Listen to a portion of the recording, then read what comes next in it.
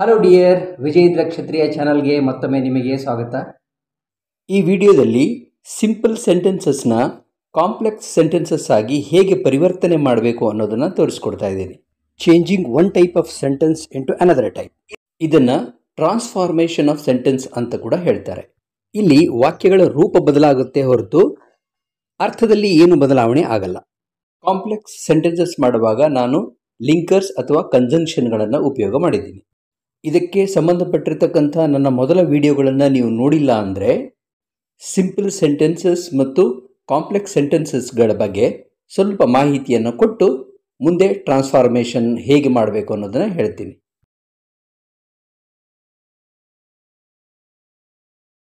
ಇಲ್ಲಿರುವ 5 ವಾಕ್ಯಗಳು simple sentences. This doctor ಅನ್ನೋದು ಸಬ್ಜೆಕ್ಟ್, ಟ್ರೀಟೆಡ್ ಮೀ ಅನ್ನೋದು ಪ್ರೆಡಿಕೇಟ್. ಈ ಪ್ರೆಡಿಕೇಟ್ ಪಾರ್ಟ್ನಲ್ಲಿ ಒಂದು ವರ್ಬ್ ಇರಬೇಕು, ಕ್ರಿಯಾಪದ ಇರಬೇಕು. ಈ ಶಬ್ದಗಳ ಜೋಡಣೆ ಮತ್ತು ಸಮೂಹ ಒಂದು ಸಂಪೂರ್ಣವಾದಂಥ ಮಾಹಿತಿಯನ್ನು ಕೊಡುತ್ತೆ. ಸಂಪೂರ್ಣವಾಗಿ ಅರ್ಥ ಇದೆ ಇದರಲ್ಲಿ. 5ನೇ ವಾಕ್ಯದಲ್ಲಿ ಪೀಪಲ್ ಆಫ್ ಡಿಫ್ರೆಂಟ್ ಫೇತ್ಸ್ ಅನ್ನೋದು ಸಬ್ಜೆಕ್ಟ್, ಲಿವ್ ಇನ್ ಇಂಡಿಯಾ ಅನ್ನೋದು ಪ್ರೆಡಿಕೇಟ್. ಈ ವಾಕ್ಯಗಳಲ್ಲಿ ಸಬ್ಜೆಕ್ಟ್ ಕೇವಲ ಒಂದೇ ಇದೆ. ಅದೇ ಕಾಂಪ್ಲೆಕ್ಸ್ ಸೆಂಟೆನ್ಸಸ್ನಲ್ಲಿ ಇನ್ನೊಂದು ಸಬ್ಜೆಕ್ಟ್ ಇರುತ್ತೆ, ಇನ್ನೊಂದು ಪಾರ್ಟಲ್ಲಿ. ಅದು ಹೇಗಿರುತ್ತೆ ಅಂತ ನೋಡೋಣ. She is the lady who came yesterday. ನಿನ್ನೆ ಯಾರು ಬಂದಿದ್ದರೋ ಆಕೆಯೇ ಈ ಮಹಿಳೆ. ಈ ವಾಕ್ಯದಲ್ಲಿ 2 ಪಾರ್ಟ್ಗಳಿವೆ. ಮೊದಲನೆಯ ಭಾಗ ಶಿ ಈಸ್ ದ ಲೇಡಿ. ಇದಿಷ್ಟೇ ಭಾಗಕ್ಕೆ ತನ್ನದೇ ಆದಂಥ ಸಂಪೂರ್ಣವಾದ ಅರ್ಥ ಇದೆ. ಆದರೂ ಇದು ವಾಕ್ಯದ ಒಂದು ಭಾಗ ಅಷ್ಟೇ. ಅದಕ್ಕೆ ಇದನ್ನು ಮೇನ್ ಕ್ಲಾಸ್ ಅಂತಾರೆ. ಇನ್ನೊಂದು ಪಾರ್ಟ್ ಹೂ ಕೇಮ್ ಯೆಸ್ಟರ್ಡೇ ಅಂತಿದೆಯಲ್ಲ, ಇದರಲ್ಲಿ ಹೂ ಅನ್ನೋದೇನಿದೆ ಇದು ಸಬ್ಜೆಕ್ಟ್ ಆಗುತ್ತೆ. ಅದಕ್ಕೋಸ್ಕರ ಇದಕ್ಕೆ ತನ್ನದೇ ಆದಂತಹ ಸಬ್ಜೆಕ್ಟ್ ಇದೆ ಮತ್ತು ಕೇಮ್ ಅನ್ನೋ ವರ್ಬ್ ಇದೆ. ಆದರೂ ಈ ಭಾಗಕ್ಕೆ ತನ್ನದೇ ಆದಂಥ ಸಂಪೂರ್ಣವಾದ ಅರ್ಥ ಇಲ್ಲ. ಇದು ಸಂಪೂರ್ಣ ಅರ್ಥ ಆಗಬೇಕು ಅಂದರೆ ಇದು ಡಿಪೆಂಡ್ ಆಗಿದೆ. ಯಾವುದ್ರ ಮೇಲೆ ಡಿಪೆಂಡ್ ಆಗಿದೆ? ಶಿ ಈಸ್ ದ ಲೇಡಿ ಅಂತಿದೆಯಲ್ಲ, ಅದರ ಮೇಲೆ ಡಿಪೆಂಡ್ ಆಗಿದೆ. ಅದಕ್ಕೆ ಇದನ್ನು ಡಿಪೆಂಡೆಂಟ್ ಕ್ಲಾಸ್ ಅಂತ ಕರೀತಾರೆ. ಇಲ್ಲಿ ಈ ಹೂ ಅನ್ನೋ ಶಬ್ದ ಇದೆಯಲ್ಲ, ಇದು ಸೆಂಟೆನ್ಸ್ ಕರೆಕ್ಟರ್ ಅಂತ ಅನ್ಸ್ಕೊಳ್ಳುತ್ತೆ, ಅಥವಾ ಇದನ್ನು ನಾವು ಕಂಜಂಕ್ಷನ್ ಅನ್ಬೋದು, ಅಥವಾ ಲಿಂಕರ್ ಅನ್ಬೋದು. 2ನೆಯ ವಾಕ್ಯ this is the paper that I wanted. That I wanted ಅಂದರೆ ಯಾವುದು ನನಗೆ ಬೇಕಾಗಿತ್ತೋ. ನೋಡಿ, ಈ ಪಾರ್ಟ್ ಏನಾದರೂ ಸಂಪೂರ್ಣ ಅರ್ಥ ಇದೆಯಾ? ಅದಕ್ಕೋಸ್ಕರ ಇದನ್ನು ಡಿಪೆಂಡೆಂಟ್ ಕ್ಲಾಸ್ ಅಂತ ಕರಿತೀವಿ, ಅಥವಾ ಇದನ್ನು ಸಬಾರ್ಡಿನೇಟ್ ಕ್ಲಾಸ್ ಅಂತ ಕೂಡ ಹೇಳ್ತಾರೆ. ಇಲ್ಲಿ ದಟ್ ಅನ್ನೋದು linker, this is the paper ಅನ್ನೋದು ಇಂಡಿಪೆಂಡೆಂಟ್ ಕ್ಲಾಸ್ ಅಥವಾ main clause. He return the money when I forced him. When I forced ಅಂದರೆ ಯಾವಾಗ ನಾನು ಅವನ ಮೇಲೆ ಒತ್ತಡ ಹಾಕಿದೆನೋ ಆಗ ಅವನು ನನಗೆ ಹಣವನ್ನು ಹಿಂದಿರುಗಿಸಿದ. ಇಲ್ಲಿ ವೆನ್ ಅನ್ನೋದು ಕಂಜಂಕ್ಷನ್ ಅಥವಾ ಲಿಂಕರ್, ಐ ಅನ್ನೋದು ಸಬ್ಜೆಕ್ಟ್, ಫೋರ್ಸ್ಡ್ ಅನ್ನೋದು ವರ್ಬ್, ಹಿಮ್ ಅನ್ನೋದು object. So when I forced him ಅನ್ನೋದು dependent clause or subordinate clause. ಈಗ ಸಿಂಪಲ್ ಸೆಂಟೆನ್ಸಸ್ ಮತ್ತು ಕಾಂಪ್ಲೆಕ್ಸ್ ಸೆಂಟೆನ್ಸಸ್ನಲ್ಲಿ ಏನೇನು ವ್ಯತ್ಯಾಸ ಇದೆ ಅನ್ನೋದು ಕ್ಲಿಯರ್ ಆಗಿ ಅರ್ಥ ಆಗಿದೆ ಅಂತ ನಾನು ಭಾವಿಸ್ತೀನಿ. ಈಗ ಟ್ರಾನ್ಸ್ಫಾರ್ಮೇಷನ್ಗೆ ಹೋಗೋಣ. Changing simple sentence into a complex sentence. This doctor treated me. Now to make it a complex sentence, the main thing is that we have to create a dependent clause or a subordinate clause. Doctor is a person, so our connector should be who. So the subordinate clause would be who treated me. The first part, this doctor, is only a phrase, not a clause. Let us add a verb to it. Is a verb. And this is the doctor becomes an independent clause or a main clause. ಈಗ ಇದು ಸಂಪೂರ್ಣ sentence ಆಯಿತು. ಇದರ ಅರ್ಥ, ಯಾರು ನನಗೆ ಶುಶ್ರೂಷೆ ಮಾಡಿದ್ದನೋ ಆತನೇ ಈ ಡಾಕ್ಟರ್. 2ನೆಯ ವಾಕ್ಯ ಶಿವ ನೋಸ್ ಮೀ. ಶಿವನಿಗೆ ನಾನು ಗೊತ್ತು. ಇಷ್ಟೇ ಇದು. ಇಲ್ಲಿ ಮೀ ಅನ್ನೋದನ್ನು ಕ್ಲಾಸ್ ಆಗಿ ಮಾಡಿದರೆ ಹೂ ಐ ಆಮ್ ಆಗುತ್ತೆ. ಆಗ Shiva knows who I am ಅನ್ನೋದು ಕಾಂಪ್ಲೆಕ್ಸ್ ಸೆಂಟೆನ್ಸ್ ಆಗುತ್ತೆ. ನಾನು ಯಾರು ಎಂದು ಶಿವನಿಗೆ ಗೊತ್ತು. ಎರಡು ವಾಕ್ಯಗಳ ಮೀನಿಂಗ್ ಸೇಮ್ ಇದ್ರೂ ಹೇಳುವ ರೀತಿ ಬೇರೆ ಇದೆ. Kavya understood my statement. My statement ಅಂದರೆ ನನ್ನ ಹೇಳಿಕೆ. ನಾನು ಏನು ಹೇಳಿದೇನೋ ಅಂದರೆ ಸೇಮ್ ತಾನೆ. ಅದನ್ನೇ ಇಂಗ್ಲೀಷಲ್ಲಿ ವಾಟ್ ಐ ಸೆಡ್ ಅಂತ ಮಾಡ್ಬೋದಾ? ಕಾವ್ಯ ಅಂಡರ್ಸ್ಟುಡ್ ವಾಟ್ ಐ ಸೆಡ್, ಇದು complex sentence.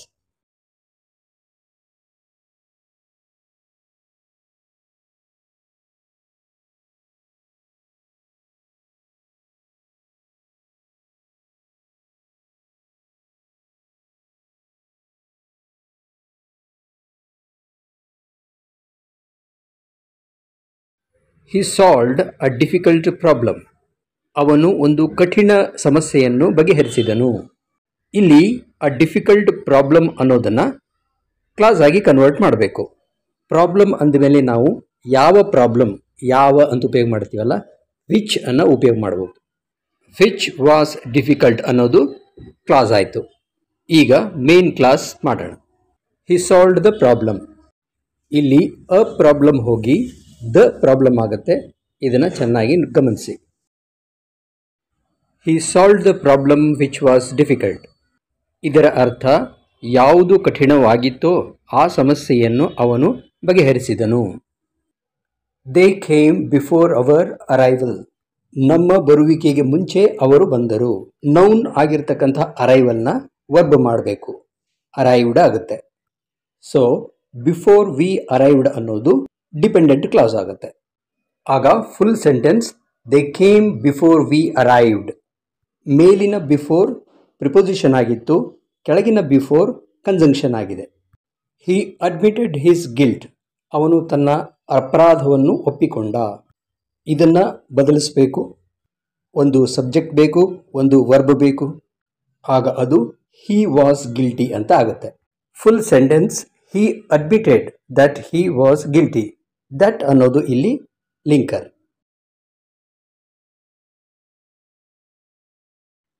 He told us to go. ಇಲ್ಲಿ ಅಸ್ ಟು ಗೋ ಇದನ್ನು ಕ್ಲಾಸ್ ಆಗಿ ಕನ್ವರ್ಟ್ ಮಾಡಬೇಕು. ವಿ ಶುಡ್ ಗೋ ಅಂತ ಮಾಡಿದರೆ ಸರಿ ಇರುತ್ತೆ ಅಲ್ವಾ?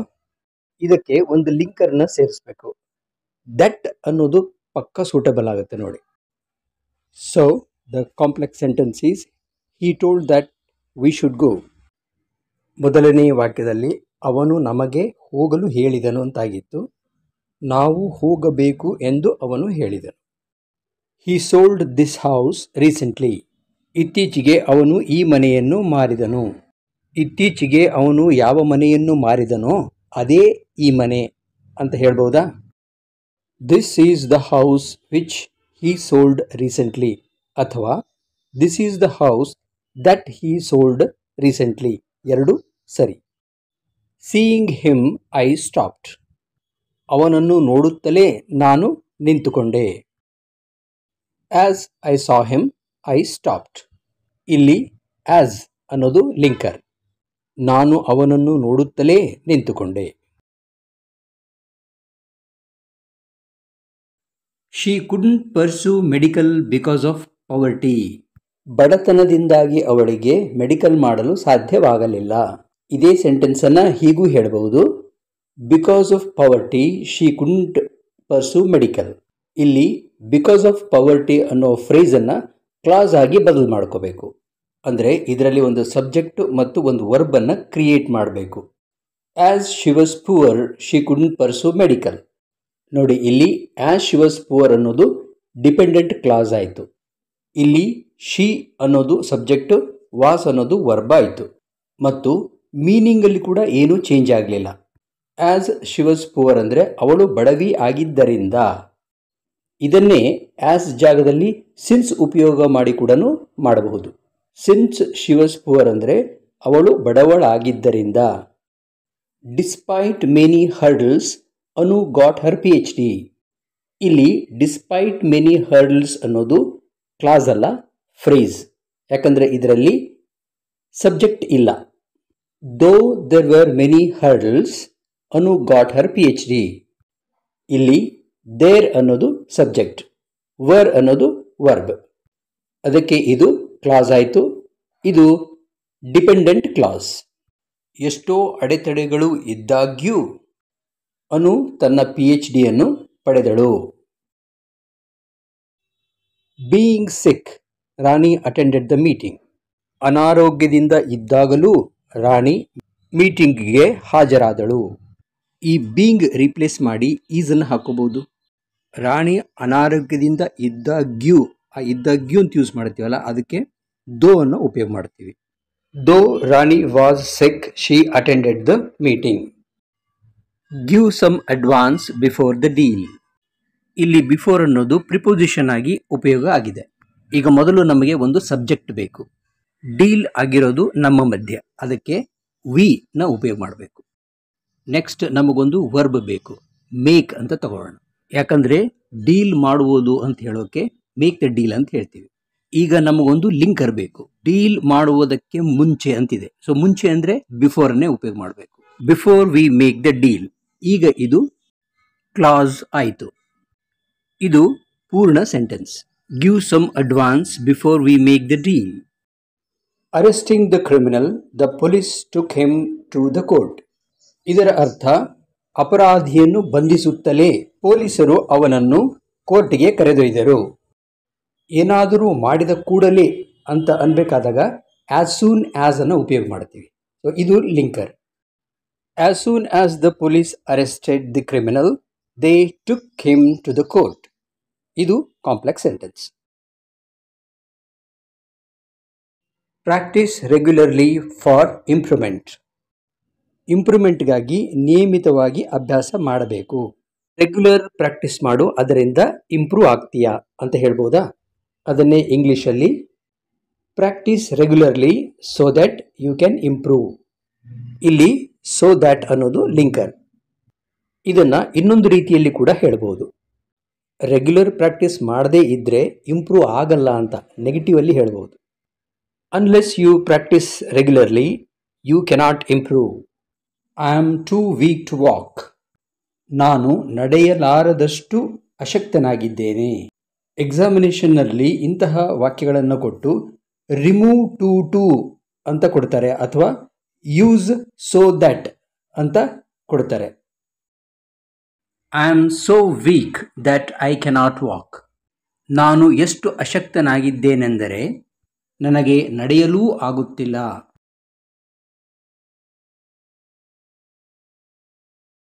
It is too early to predict the result. ಇದು ಕೂಡ ಅದೇ ತರಹದ ಸೆಂಟೆನ್ಸ್. ಕಾಂಪ್ಲೆಕ್ಸ್ ಸೆಂಟೆನ್ಸ್ ಮಾಡಲಿಕ್ಕೆ ಸೋ ದ್ಯಾಟ್ ಅನ್ನು ಉಪಯೋಗ ಮಾಡೋಣ. It is so early that one cannot predict the result. ಇದನ್ನು ಪ್ಯಾಸಿವ್ ಸೆಂಟೆನ್ಸ್ ರೂಪದಲ್ಲಿ ಕೂಡ ಹೀಗೆ ಹೇಳಬಹುದು. It is so early that the result cannot be predicted. Besides being a good teacher, she is a good administrator. ಆಕೆ ಒಳ್ಳೆಯ ಶಿಕ್ಷಕಿ ಅಷ್ಟೇ ಅಲ್ಲದೆ ಒಬ್ಬ ಒಳ್ಳೆಯ ಆಡಳಿತಗಾರಳಾಗಿದ್ದಾಳೆ. She is not only a good teacher but also a good administrator. ಅವಳು ಒಳ್ಳೆಯ ಶಿಕ್ಷಕಿ ಅಷ್ಟೇ ಅಲ್ಲ, ಒಬ್ಬ ಒಳ್ಳೆಯ ಆಡಳಿತಗಾರ್ತಿಯೂ ಆಗಿದ್ದಾಳೆ.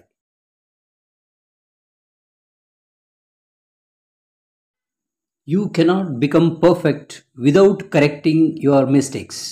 ನಿನ್ನ ತಪ್ಪುಗಳನ್ನು ತಿದ್ದಿಕೊಳ್ಳದೆಯೇ ನೀನು ಪರ್ಫೆಕ್ಟ್ ಆಗಲು ಸಾಧ್ಯವಿಲ್ಲ. Unless you correct your mistakes you cannot become perfect. ಇದನ್ನೇ ಇನ್ನೊಂದು ರೀತಿಯಲ್ಲಿ ಪಾಸಿಟಿವ್ ಸೆಂಟೆನ್ಸ್ ಆಗಿ ಹೀಗೆ ಹೇಳಬಹುದು. You can become perfect only if you correct your mistakes. ನಿನ್ನ ತಪ್ಪುಗಳನ್ನು ತಿದ್ದಿಕೊಂಡರೆ ಮಾತ್ರ ನೀನು ಪರ್ಫೆಕ್ಟ್ ಆಗಲು ಸಾಧ್ಯ. ಚೆನ್ನಾಗಿ ಅರ್ಥ ಆಗಿದೆ ಅಂತ ಭಾವಿಸ್ತೀನಿ. ವಿಡಿಯೋನ ಲೈಕ್ ಮಾಡಿದರೆ ಒಂದು ಮೋಟಿವೇಶನ್ ಸಿಗುತ್ತೆ ನನಗೆ. ಸಬ್ಸ್ಕ್ರೈಬರ್ ಸಂಖ್ಯೆ 1,00,000ಕ್ಕೆ ಹತ್ತಿರ ಬರ್ತಾ ಇದೆ. ಅದೊಂದು ಪ್ರಮುಖವಾದ ಘಟ್ಟ. ಅದನ್ನು ತಲುಪಲಿಕ್ಕೆ ನಿಮ್ಮ ಸಹಕಾರ ಕೂಡ ನನಗಿರಬೇಕು.